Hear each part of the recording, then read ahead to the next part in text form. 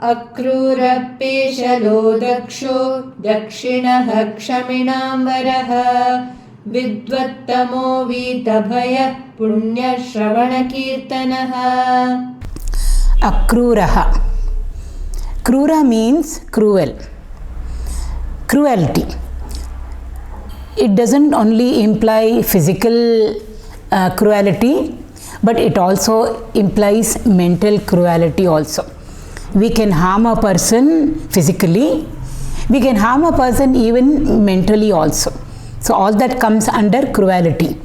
Where there is cruelty, automatically violence also will come in. And why is all that happening? Only because anger is there. Earlier we had seen Bhagavan is a Raudraha. There is no Raudratana in him at all. And as a consequence, therefore, there is no Krurata in him also. He is never cruel at all.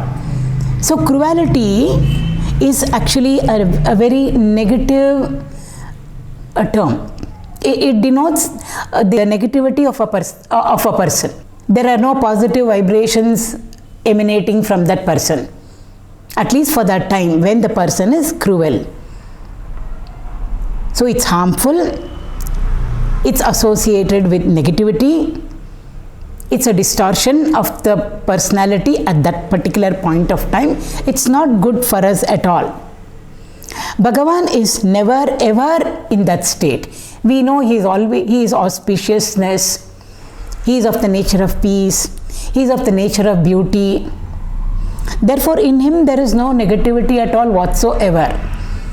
And in him there is no distortion at all. Achyutaha he is. No limitation, no conditioning, no distortion. He never ever makes a mistake. Therefore he is akrūraḥ. Never ever is there cruelty in him. We are the ones who say, God has been very unkind to me, God has been very cruel to me, because we wanted something to happen in our lives and it has not happened the way we wanted it to happen. But Bhagavan knows what is good for us. Just as a child will ask for whatever it wants. It's seen something in the neighbor's kid, youngster, he's got maybe a two-wheeler, a scooter or a scooty with him. The little child doesn't know, it also wants it, craves for it. But the parents know exactly that it is not good for the child at that point of time. So the child can say, you're so cruel, you did not fulfill my wish. It can get angry, it can throw tantrums. So whenever we don't get what we want, we always say, this person is very unkind, this person is very unjust, this person is very cruel. I got what I did not want. Never ever craved for it or longed for it. But Bhagavan is the one who always gives to us what we deserve, not what we desire. So even adversities which they come in our life will ultimately turn out to be a blessing for us. Therefore, never ever should we be questioning the Lord for whatever has happened in our lives. So in that sense, he is akrūraḥ. No cruelty whatsoever. He is very, very kind, very just, very impartial. He is not partial at all. So therefore, akrūraḥ. Akrūra is also the name of Bhagavan's devotee. It comes in the Bhagavad. When Kamsa sent so many of the Rakshasas to kill Krishna in Gokula and Vrindavan, we see how Krishna has been able to handle all of them. All of them get eliminated. So then Kamsa tells Akrūra, you bring Krishna and Balarama to Mathura from Vrindavan. The plan is to make the children come to Mathura, and then he will somehow eliminate them. That is his plan. Akrūra knows about that. He is not for it. But still he has to go, because he is working under Kamsa the king. So he doesn't want to go, he doesn't wish for it, he doesn't want to bring Krishna and Balarama for this, for the sake of being killed by Kamsa. But still he has got no choice, and at the corner of his mind he is feeling very happy that he can have darshan of the Lord, because he has heard lots of Balakrishna and his Leela in Vrindavan. So he goes there, he sees Krishna and Balarama, very young they are, 12 or 13 years of age, that's all. They look very beautiful, handsome, very delicate, tender, young children they are.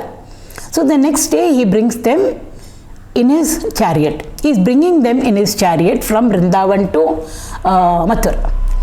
At that point of time when he is coming en route, suddenly he gets a doubt. He said, how can these two children who are so tender, so delicate they look, will they ever be able to confront this tyrant called Kamsa? So there is a sense of fear in him. There is a sense of anxiety and concern for the children over there. Will Krishna be able to handle Kamsa? Because he has heard that the 8th child of Devaki is going to kill Kamsa. He knows how powerful and mighty Kamsa is. And here he is seeing Krishna over here, who looks so delicate. So that thought crosses his mind. Krishna knows what is happening in Akrūraḥ's mind. So Akrūraḥ en route gets down to perform his prayers. So he gets down from the chariot. The children say, we will sit in the chariot, you go finish off your prayers and come. So he goes to the river over there, takes a dip. When he takes a dip in the waters, he sees Balarama and Krishna in the waters. He is struck with wonderment. He is shocked actually. How can the two children who are seated in the chariot be now that too underwater over here? So immediately he comes out of the water, onto the water surface. He sees they are sitting in the chariot over there, happily smiling away, talking with each other. He doesn't know what is happening. Again he takes a dip. Again when he takes a dip over there in the waters, he has a vision of Vishnu lying down on Adishesha with Lakshmi over there near him and all his Shaktis. There is a very beautiful description of what Akrūraḥ sees inside the water over there. He has a vision. He is more than overwhelmed. And now he knows that he should never have, feared. That anxiety was there, concern was there, fear was there. Will this child be able to kill Kamsa? Now that has gone away from his mind. He is very, very clear. He knows that Krishna is none other than Vishnu. He knows, but somewhere that doubt came to him and the Lord had to clarify it and clear it. So when he comes out of the waters, he is still overwhelmed. That emotion of wonderment is still there in his face. Krishna smilingly asks him, what happened to you, Uncle Akrūraḥ? Did you see something in the water which has made you wonderstruck like this? He asks him also. So that is Akrūraḥ who comes in the Bhagavad. He is also a great devotee of Bhagavan. So it can also, because Bhagavan always identifies himself with all his devotees. He says, me and my devotees are not two. Me and my devotees are one and the same. Therefore, Akrūraḥ here also can mean devotee of Krishna, Akrūraḥ who comes in the Bhagavad. Apart from Akrūraḥ, the meaning of Akrūraḥ being, Bhagavan is never ever cruel. pēśalō means very, very soft, very, very tender. Who Bhagavan? He is so kind-hearted, he is so magnanimous. When he gives, he is not miserly. When he gives, he just gives. How much does he give? They say his blessings come down like an avalanche, which can even, just overwhelm us and bury us also in it. That much of grace, that much of blessing, all that we asked was for only little. But then Bhagavan has given so much to us. And also, whatever be the mistakes that we do in our life, we keep on saying sorry, sorry, but somehow or the other we continue to do all these mistakes in our lives. Still, Bhagavan is so kind, so merciful, so compassionate. He keeps on forgiving us. After all, we are all his children. So he says, one day they all will come to me. Where else will they go? Now they are all distracted, they are all diverted. They have taken to the bylanes of sensuality. But ultimately they will all come onto the main road, the grand main road, which will lead to me. So finally all of them will come to me alone. Where else will they go? So therefore he gives us margin. He is very soft with us. He is very kind. Yes, he can be firm with us also. He is firm with us. But he is, along with that, he is very, very kind to us. We can see it in all the biographies of all our great saints. And in the Puranas also, all the various stories related to the devotees of the Lord. How kind he is, how soft he is. He will immediately come down. He says, for me, my devotees are primary. He runs behind the devotees actually, we are told. And he also adorns himself with what? With the dust of the feet of his devotees. That's what he wants. I don't want anything else. He's got beautiful ornaments, but that is all secondary for him. What is the most lovely thing, which beautiful thing that he likes? He likes, we are told, he likes to adorn himself with the dust of the feet of his devotees. That is what Bhagavan, he is Bhaktadhina, he is. So if we surrender to the Lord, Lord in turn completely surrenders onto the devotee. So there are very many beautiful stories to illustrate all this to us. So pēśalō, dakṣaḥ, earlier we had gone through it also. Dakṣata means being very, very alert, being very prompt. It is like being always in attention mode. Attention, stand at ease, they say. As children we were taught all that. So attention means we are fully aware, full of awareness. It's like that. So Bhagavan is always in attention mode. We are the ones who say, I sent out my prayer. I don't think Bhagavan heard it. There is never ever anything like that. Bhagavan has already heard it. But when he gives, like we have already seen, we don't get what we desire. Very often we get what we deserve. And also, even when he gives what we desire, there is a place for it. There is a time for it. There is a situation and an occasion for it. We are all just like little children. We don't look at anything at all. I want this now means I want this now. But Bhagavan knows. Why? He is the father of all fathers. He is the mother of all mothers. That is why we say Tvameva Mata Cha Pita Tvameva. He is the father of all. He is the best father. He is the best mother. He is the best guru, the best relative, the best friend. Like him, there is nobody. So therefore he knows, and he is always alert and very prompt in giving whatever we need. He will not give it earlier, neither will he give it later. Sometimes we always postpone. In haste sometimes we give, which should have been given later on, and then we regret. Sometimes in times of need we don't help, we don't give. Afterwards we want to support the person, it's useless. So for Bhagavan, in the case of Bhagavan, it's always at the right time, appropriate place, most conducive environment. Why? He is always in attention, he is always alert, and he is always prompt also. We are the ones who postpone everything. For everything we will say afterwards, tomorrow, day after, next week. In the case of Bhagavan, it's never like that at all. So if there is anybody, if there is attention personified or an embodiment of attention, alertness, promptness, it is Bhagavan. Therefore, dakṣaḥ. dakṣiṇaḥ means one who is very, very, very, very liberal in giving. Already we have seen pēśalō. All that he wants us to do is just to turn towards him. If we turn towards him, we are told, he will never look into our records. Whatever be our biodata, whatever sins we have done, whatever adharma we have done, all that will get condoned totally. Why? We have turned towards him. We have taken a right resolution, right decision in our life, and we have turned towards the good, turned towards him. Or we have told ourselves that from today onwards or from this moment onwards, I am going to take to the path of dharma, righteousness. So everything else Bhagavan keeps to one side, and he is extremely liberal in giving, dispensing his blessings to us. We are the ones who hold back. Anything, anybody comes home, when we want to give, we always hold back. Whether it is food, whether it is giving gifts, money, it can be anything.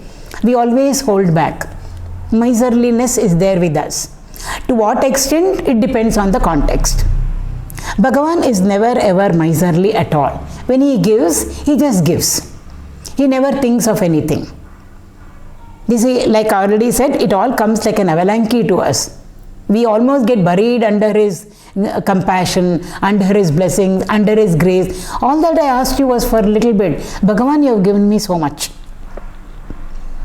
So dakṣiṇaḥ means very, very liberal in giving to everybody whatever is needed. The best example is Sudama. Sudama, we know, was living in poverty. He couldn't even manage to take care of his wife and children. They never had even one meal a day properly. So his wife sent him to Krishna. You both are supposed to be childhood friends, and now Krishna has become the king of Dwaraka. Why don't you get something from him? All that she meant was maybe some money, something like that, which will help them to settle down at least. Basic minimum. Why don't you ask for his help? Actually, he did not want to go, but she compelled him. She said, okay, at least I can go and meet my friend. Give me something to take. Then these are all messages for all of us. When we go to meet somebody, never go empty-handed. We all take everybody for granted. Why should I take anything? But when they are giving something to us, we immediately stretch out our hands. We are always on the receiving end. I would love to take, but what about giving? Don't ask. He said, I cannot go empty-handed, give me something. She did not have anything with her. So she begged from her neighbor one handful of beaten rice, avalakki we say. She tied it in a bundle and gave it to him. Then when he went over there, we know he saw the luxury in which Krishna was living. He is the king of Dwaraka. And so beautifully Krishna looked after him, received him. He never said, I am the king, you are so poor. He just received him so beautifully. We are told he was overwhelmed to see his childhood friend, took him inside, made him sit on a beautiful cushion, asked Rukmini to come, and both of them washed his feet. Sudama was embarrassed. He didn't want Krishna to do all that, but Krishna wouldn't allow him to say no. Why? Sudama is a guest. Atithi he is now. Again a message for us, how we should be treating our guest. Tithi means date. One who comes with prior appointment or date. They call up and phone us up and tell us, I am coming to your house at this point of time. That is not an atithi. But one who comes without fixing up an appointment or prior commitment, telling us, just like that they come and ring the doorbell, that is called as an atithi. And atithi is Narayana himself in a different form. So how beautiful all these customs and traditions and all were. It just shows that a person who is little more comfortably staying, how he or she should be looking out, taking care of a person who comes and just knocks at their door. Earlier days when people traveled, convenience was not there. Whether to travel or food or for if they are thirsty, water. So they just go and knock at the door of somebody. That is an atithi. It's not open the door and then close it and say, I don't know you, don't go away. So how a host was, a host dharma, guest dharma is also there. And when somebody comes as a guest, what should the host be doing? Host dharma. It's all very beautifully given out to us. So therefore, for Krishna, Sudama is an atithi. So he takes care of him. Whatever has to be done as a host, he does it so beautifully. Completely not at all bothered that he is the king of Dwaraka. Everybody was surprised. So he spent the whole night over there in luxury. He had very good food there. He never ever even told Krishna about his plight and why he has come. But Krishna knows. Finally, Sudama wants to go back. Even then he has not given the avalakki, the beaten rice. little bit that he has brought to, because he feels very, very embarrassed. How can I give this to Krishna? He had a beautiful lunch over there, course. I don't know how many course meal he had over there.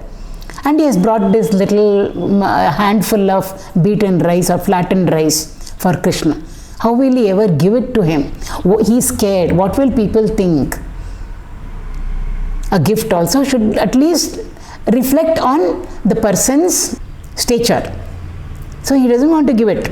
Krishna knows. He says, you did not bring anything for me? He says no. He denies it also. But Krishna knows. So when he is trying to hide that bundle of flattened rice, Krishna pulls it from him. We know the story. One mouthful in. Krishna is supposed to be very fond of flattened rice, avalakki. So one mouthful goes in. Second mouthful he is about to take in, Rukmini comes and holds his hand. He says, no, that is all for us. She knows one handful or one little morsel is enough for Krishna to bestow upon Sudama all the riches. The second one, Krishna will have to go and stay in Sudama's house itself. Or Sudama and Krishna will become one. They are already one. Again, these are all small messages to us, the significance of it and the suggestiveness of it. So she says, we also want to partake of it, and she takes it away. After that, Sudama goes away. He doesn't ask Krishna for anything. Krishna neither gives anything to him. Parting gift Krishna could have given. Nothing he gives. He just sends him back. And then when he's going back, he's wondering, what will he tell his wife and children? They'll be anxiously waiting for Sudama to bring something at least with him. Maybe some money, and with that exchange it for food items and bring it home. They're all eagerly waiting for him. And en route he is wondering what will he tell his wife and children? How will he convince his wife? She'll get angry because he has not asked for anything. And as he is coming, he enters his lane, road or cross. He is not able to locate his house. He thinks, maybe I entered into the wrong lane. So when he is about to turn back, he hears a very familiar voice. Whose voice? His wife's voice. He turns around and suddenly he sees her all dressed up in silken clothes with all ornaments, and she is standing in front of a palatial bungalow. When he questions her, she says, I don't know what happened. Overnight everything changed for us, is what she says. Who bestowed it upon him? Krishna bestowed it upon him. He knows that it's all without asking, Krishna has given to him. And without asking also, when Krishna gave, how much he has given. It's not little, which can be measured quantity wise, quality wise. He has just given to him everything. He makes a prayer to Krishna there. All the riches now you have given to me, Krishna, but please, with your grace and blessing, may I never ever forget you. Because when riches come, powers come, wealth comes, we know what we do. We forget the Lord. dakṣiṇaḥ, one who is most kind, most liberal in giving everything to everybody. So many stories are there which will highlight this one nama of the Lord. So dakṣiṇaḥ, kṣamiṇāṃvaraḥ. Kṣama means to forgive. Varaha means the best. So kṣamiṇāṃvaraḥ means one who has got infinite patience and also forgives. How many of our mistakes we make? Our father may not forgive, mother may not. We always say mother forgives. But there may be a stage in our life where even the mother may not forgive whatever mistake we have done. A grave mistake we have done. Serious crime we have committed. But Bhagavan forgives us all. He will forgive us provided that repentance is there in us. Yes, we did it. Knowingly also, maybe we have done it. Unknowingly we have done it. He will forgive. Knowingly, but now I regret for whatever. Sincere regret. Bhagavan forgives us. And also the amount of patience that he has got with all of us. Every time we promise him. I will turn towards you, I will turn towards you, I will turn towards you. But we really never turn. Every time when we were in the mother's womb, how many janmas are already over? We don't know. Lakhs, they say. Every time we were in the mother's womb, because we are connected with all our past, we have promised the Lord when we were all in our mother's womb, Lord, I have done these mistakes. And therefore now I have to again come into the world. I have to be born. Just get me out of this. Once I am born, sure I will turn towards you. All of us have promised the Lord when we were in our mother's womb. In Kapila Gita it comes in Bhagavad. All of us have promised the Lord. Just take us out of this womb. We know why we are in this womb. Next time when I get out of the womb, I'll make sure that I turn towards you. Or I'll make sure that I am walking the path of righteousness. I'll make sure that I become your devotee and lead and walk on the spiritual path. All of us have promised. And when we came out of the mother's womb, we forgot. Maya comes, covers us up, there we are. Even afterwards, parents tell us, elders tell us, teacher tells us, life teaches us, still we don't change. But still Bhagavan's patient. Nobody else can be so patient than the Lord with all of us. So the amount of forgiveness He has towards all of us and the amount of patience that He has towards all of us can never ever be described. That is why He is the best amongst all of them. kṣamiṇāṃvaraḥ. Vidvattamō. Vidvat means one who is a scholar, means who knows everything. He is a master of everything. All knowledge, all Vedas on his fingertips. He can debate, he can argue, he can know everything, convince, win over a debate. Vidvattamō uttama. Uttama, best amongst the scholars, is called as vidvattamō. He is the one who is the best. One who has got all knowledge with him. One who has got the greatest wisdom. Like Bhagavan's wisdom, nobody else has got. The knowledge associated with Bhagavan, nobody can be compared to him. He is the best. And here we are not talking about knowledge that, because who wrote the Vedas, who gave it out to us? We say the rishis gave it to us. But in the 15th chapter, Bhagavan says, I am the author of it. I am the author of it. I am the contents of it. I am the one who gives it out also. Means Guru also he is. Who is learning it? The Shishya. Shishya also I am, he says. Advaita over there. So all knowledge he is. Objective knowledge is. Subjective knowledge is Brahma Vidya or Adhyatma Vidya. Our spiritual knowledge. That also he is. Even beyond all of that, he is the very knowing principle in all of us. Because of which we know everything. So in that sense, vidvattamō, he is beyond both objective knowledges and subjective knowledge. Objective knowledge is for our livelihood. We go to the college, get our degrees, etc.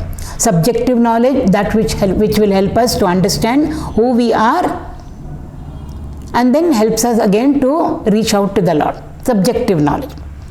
Bhagavan is even beyond all of that. For all of that, there must be a knowing principle in us which knows everything. Who is that? Bhagavan himself. So therefore, vidvattamō. How else to describe him? All these words are only describing him to some extent, that's all. All of his glory, it's very difficult for any of us to understand it the way it should be understood. Infinite glory. So these are all small little drops over here. But he can't even be described by these words. He is indescribable. But still we are trying to describe him and define him with all these namas. So vidvattamō, he is the one who has got great. Never ever our acharyas say, should we doubt the cosmic intelligence. Cosmic intelligence means Bhagavan, his intelligence. So the little intelligence that we all have in our intellect also is his intelligence only. But that's finite. What about Bhagavan? His infinite intelligence. He is a universal cosmic intelligence who is managing everything. 14 worlds he is managing with his intelligence. And we always doubt his intelligence. I do not know why God did this to me. I do not know why this happened to me. This should have happened. That should have happened. God should have done like this, God should have not done like this. That's all from our perspective, very limited, finite intelligence. And we are trying to understand him with that finite intelligence in us. Bhagavan says cosmic intelligence. Never ever does he make a mistake. Never. In any place, in any time, in any situation, whether it was 5th century or 21st century or next 30th century, in all the worlds, never ever does the Lord make any mistake. That is his intelligence. So, vidvattamō, vītabhayaḥ, bhaya means fear. Vītabhayaḥ means one who has given up all fear. We have fear always. Why do we have fear or bhaya? Only when we consider something other than us. It can be a thing or it can be a being. I fear her or I fear him. Why? Dvaita is coming. We are never ever fearful of ourselves. None of us. We never ever fear ourselves. But we always fear the other. That other can be a thing or it can be a being.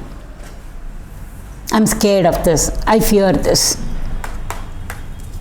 Or I am scared of her. I fear this person. He or she, whatever it be. So fear comes in, the element of fear comes in only when there is something or a being other than us. Dvaita, two must be there minimum. Two extended is the multiplicity and the plurality. So we have innumerable fears because so many things are there around us and about us. So many people are there around us and about us. So if we sit and find out what all we fear, the list will be long, endless it will be. I fear this, I fear that, I fear, so many fears are there. Small fears to big fears. And the worst fear is the fear of physical death for all of us. All of us fear it. We know it within ourselves. Why? I am there and something else, I am going to become something. There's something other than us, fear will be there. In Bhagavan, there is nothing other than him, in himself. Advaita. So, fear of what for him? He alone is everything. He alone has become all things and all beings. He alone has become the 14th world, not that he created it. He has become everything. So, from his standpoint, there is no plurality, there is no multiplicity, there is not even two there. So when there is no two, where is the question of fear? Fear of whom? Fear of what thing? And he is also the changeless. He doesn't belong to the realm of change. In change, fear will be there. Bhagavan is the changeless. So therefore, fear of what? Nothing at all for him. Therefore, he is vītabhayaḥ. In him, there is absolutely no fear at all. We are the ones who have fear. Every moment in our life, that element of fear is there in us. Why? Because Dvaita exists in us.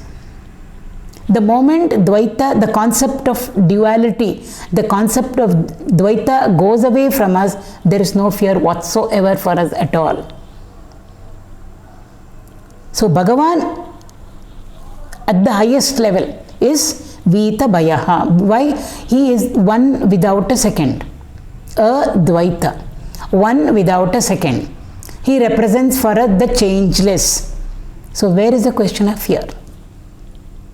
He was, is and shall continue to be. What about the world? It's nothing but he himself in a different form. Not that he created and he is there in everything and in every being. He himself has become everything and every being. So there is no question of fear. He represents for us the fearless state. Therefore, fearlessness is one of the qualities which our acharyas tell us that we should develop in us. The 16th chapter, it's abhayam sattva samshuddhi. It starts with abhaya. Bhaya means fear. Abhaya means fearlessness. Cultivate fearlessness in you is what the teacher is telling us, is what Krishna is telling us in the Bhagavad Gita. And in all our, most of our deities, 4 hands, Vishnu or Shiva, most of them, one hand will always be Abhaya Hasta, Abhaya Mudra. How is it? hand, palm will be facing us and the fingers will be facing upward. If the fingers are facing downward, it is called Varada Hasta. Bhagavan, he gives to us everything, dakṣiṇaḥ. He is very liberal in giving to us boons, desires, what we need in our life.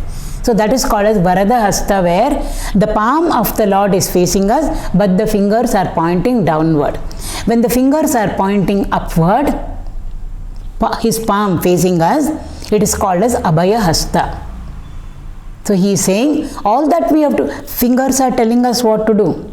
Always take to the path of Dharma, the highest path, the most noble path. Progress in life, forward and upward. If we are able to do that, no problem for us, is what is represented by Abhaya Hasta. Because he is Abhaya himself, because he is Vītabhayaḥ himself, he can also bestow upon us the state of fearlessness. What he has alone he can give.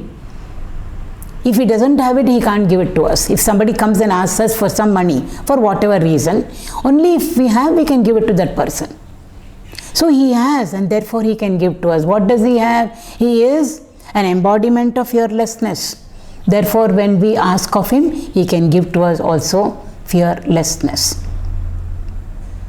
So, vītabhayaḥ, puṇyaśravaṇakīrtanaḥ. Punya means merit. Merit will come to us. When will merit come to us? Lot of punya will come to us. Here it is Shravanakīrtanaḥ. Shravana means to hear. Kirtana means to sing. It doesn't mean music. We must go to music classes, Carnatic or Hindustani. It doesn't mean that. Kirtan means to chant his glories. So one is hearing, one is by the mouth. Kirtan, chant his glories. Hearing also his glories. So when we hear of his glories and when we sing his glories, what will happen to, why should we do it? Yeah, why should we come to a bhajan class? Or why should we go to a Bhagavad class or a Ramayana class? Or the higher text scriptures like the Gita or the Upanishad? We should to hear, not to hear, to listen actually. Hearing will anyway happen because the person is talking so loudly, the sound will reach our ears. But we have to listen to it. Shravana means to listen. So why should we listen to the Lord's glories or to the Lord's stories or to the Bhagavad or the Ramayana or the Gita, whatever it is, or the Vishnu Sahasranama? Why should we hear? And afterwards, why should we chant? Chanting means we are sharing it with others. It can be a bhajan, it can be a stotra, it can be the story of the Lord, it can be anything. It can be sharing the thoughts on the Bhagavad Gita or the Upanishad. That is Kirtan. Lots of punya will come to us. Why punya? It is very, very divine. Whose Shravana and Kirtana? Bhagavan's glories, Shravana. Bhagavan's glories, Kirtana. To engage in Shravana of Bhagavan's glories and to engage in the Kirtana of Bhagavan's glories will bestow upon us lot of punya. Punya means merit. Not that we just want to acquire it. Ultimately, what will it do? It will wipe out our samskaras. All the bad samskaras in us, the bad vasanas in us, the wrongdoings that we were doing, entertaining wrong thoughts in us, harmful emotions in us, krūrattva, raudratva, all of them are not good for us. They are all very, very negative. Slowly all of them will leave us and go away. That's the meaning of punya over here. Punya just doesn't mean lot of punya there and after we die physically, we will go to the heavens. It just doesn't mean that alone. It also means what it will do to us. So to hear the Lord's glories and to sing His praises, what will it do to us? Slowly, slowly change will happen to us. Transformation will happen to us. It is slow. Overnight, none of us are going to change. Slowly, slowly, we will start moving to the right path. Why? All the negativities in us, the wrong in us, the bad in us will slowly get diluted because good is entering into us. When the good overwhelms the bad has to get suppressed for the time being, then finally it will make its exit through us. It will go away from us. So therefore our acharyas insist on Shravana and Kirtana. And how can this happen? Only in satsang. Any Puranas we take, Bhagavad Puran for instance, Ramayana if we take, Mahabharata if we take, Bhagavad Gita, the Upanishad, all of them give to us the importance of satsang. Sangha means association. With what? With Sat. Satsanga doesn't mean we should have a group of people around us. What if we don't have? Satsang means to be associated with good thoughts, good values, good books, good thinking. All that is also satsang only. We can be alone and with still in satsang.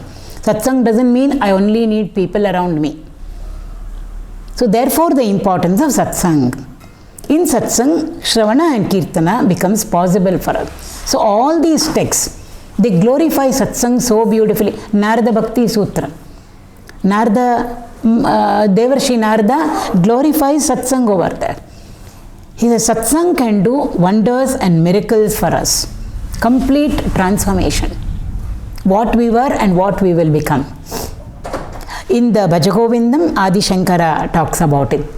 There's one verse which starts with satsang and the last word is Jivan Mukti. Satsangatve Nissangatvam, it starts like that. Just get into satsang.